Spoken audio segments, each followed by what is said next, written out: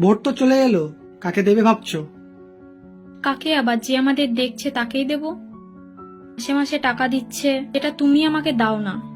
আমার পড়াশোনার খরচা, আমার ফোন, এটা আমার বাবা আমাকে দিতে পারতো না, সেটা দিয়েছে। বিয়ের সময় দিয়েছে, আবার এখন মাসে মাসেও দিচ্ছে। তো বলছি, সেই টাকায় সংসারটা চলবে তো এবার? সংসার সংসার চালানোর জন্য তো তুমি আছো। হ্যাঁ, আমি আছি, কিন্তু আমার চাকরিটা এখন আর নেই।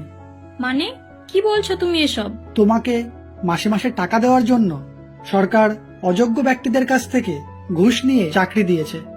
তো সেই অযোগ্য ব্যক্তিদের জন্য এখন আমি যোগ্য হয়েও আমার চাকরিটা চলে গেছে। তাই বলছি, এখন তুমি ওই টাকা দিয়েই সংসার চালিও, নিজের সব দরকার মেটিও। আমি তোমার খাওয়া পড়া অসুখ বিসুখ সবকিছুই দেখছি।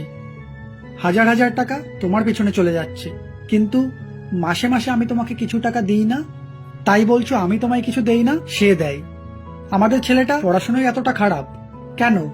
পাশ ফেল নেই তাই। ও জানে পড়াশোনা না করলেও প্রতি বছর ক্লাসে উঠেই যাবে। তাহলে পড়াশোনা করে কি লাভ? আর এমন শিক্ষায় ও শিক্ষিত মূর্খ হচ্ছে দিন দিন। তুমি বলছো তোমার পড়াশোনার জন্য খরচ, তোমার ফোন তোমার বাবা দিতে পারতো না, সেটা সে দিয়েছে। আমাদের ছেলেকে আমি দিতে পারবো ফোন, তবু আমি দিতে চাই না, কিন্তু সে দেবে। তারপরে সেই ফোনের রিচার্জের খরচাটা কিন্তু প্রতি মাসে আমাকেই দিতে হবে, সেরকম তোমার বাবাকেও দিতে হয়েছে। তো এখন আমার কাছে কাজ নেই, ফোনের রিচার্জ, তোমার খরচা, সংসার খরচা, কোথা থেকে আসবে এত টাকা? আমি তোমার ভোট দেওয়ার বিরোধী নই, কিন্তু আমি এটাও জানি কোনো নেতাই ভালো না। আমি চাই ক্ষমতায় যেই থাকুক শিক্ষা ব্যবস্থাটা যেন বদলায়, শিক্ষার মধ্যে যে দুর্নীতি আছে সেটা যেন দূর হয়, পাশ ফেলটা চালু হোক।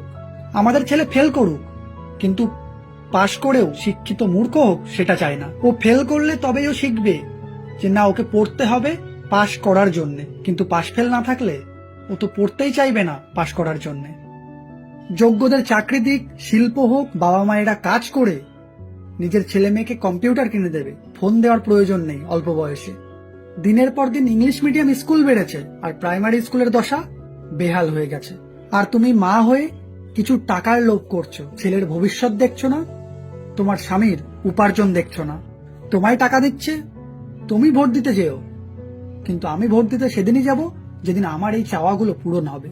আমি চাই আমাকে কাজ দিক, আমি কষ্ট করব, কাজ করব, আমি আমার ছেলেকে পড়াশোনার জন্য কম্পিউটার কিনে দেব যদি সেটা লাগে, কিন্তু এই অল্প বয়সে ফোন দিয়ে ওর জীবন নষ্ট হোক চাই না।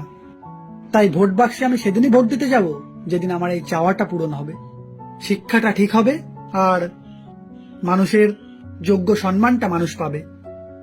এখন চাকরি গেছে, বাইরে গেলে কতটা অপমান সহ্য করতে হয় সেটাও দেখে নিও। যোগ্য হয়েও আজ আমি অপরাধী। রাজনীতি নোংরা, পচা নর্দমা, এটা অনেকেই বলে, কিন্তু সেটা পরিষ্কার করার চেষ্টা কেউই করে না। আর আমরা জনগণও আমাদের শিক্ষা, স্বাস্থ্য, কর্ম এটাও আমরা ঠিকঠাক ভাবে দেখে নেই না। সব দল, সব নেতাই নিজের আখের গোছাতে ব্যস্ত। তাই আমাদের জনগণকেই আমাদের ভালোটা বুঝে নিতে হবে। ক্ষমতায় যেই থাকুক তার কাছ থেকে শিক্ষাটা চেয়ে নাও, স্বাস্থ্যটা চেয়ে নাও, কর্মটা চেয়ে নাও। সে দিতে না পারলে বিকল্প পথ বেছে নাও।